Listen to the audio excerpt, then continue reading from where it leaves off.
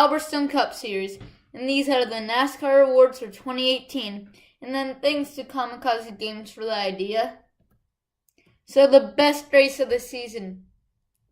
It was a tough one to choose, but I'm going with the Bristol night race. There's great short track racing there, lots of action. Kyle Busch wrecked on lap 2. He came back, almost won until he sort of wrecked. And also, it was just an amazing race. I didn't get to watch it. I was unable to. Then I watched it later. It was just such a fabulous race. And if you want to get into NASCAR, you should watch this race. Alright, the worst race of the season, Kentucky. So, Kentucky, built back in 2011. And then, it's never really produced great racing, and this was another replica of it. Just wasn't a good race. Although Truex Jr. did win, which was good. But that was his last one of the season too. And his only mile-and-a-half win. It just really wasn't the best race. The most disappointing race of the season. It has to be the Talladega Fall race. Because the SHR team was in a single file line for 99% of the race. Until the final couple of laps where Aric Almirola got the win. The best finish of the season? Hands down, that's Martinsville. But actually not hands down. Because you had the Roval finish in Chicago that were close to it. But the reason why Martinsville was the best is because they were beating, banging, coming to line. And at the Roval, we had a wreck, so Blaney won by more than a second, I think. And then at Chicago, Larson sort of got wrecked, so yeah. The NASCAR meme of the season, slide job! Yeah, that says it all. At Chicagoland, where Larson tried to clear Kyle Busch when they made contact. Best NASCAR commercial of the season? This one is really hard to choose because there weren't really any great ones. I just chose Chase Elliott Mountain Dew one because that car looks great in it. And yeah, that's really it. And he's also the fan favorite, so I'll give him that. Biggest wreck of the season.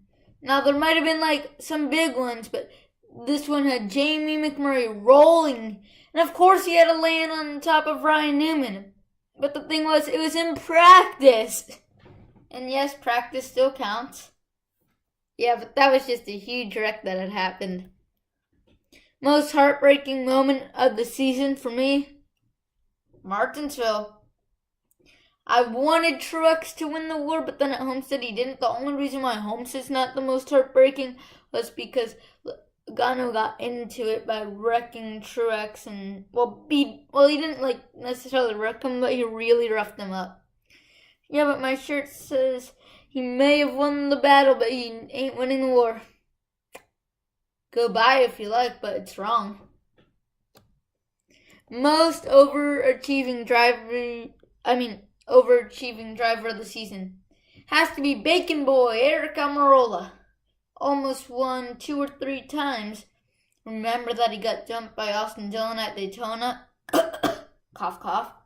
Yeah, but, he still made it to the round of 8 when people are expecting him to get out in the round of 16. I sure was. I didn't really expect much from him.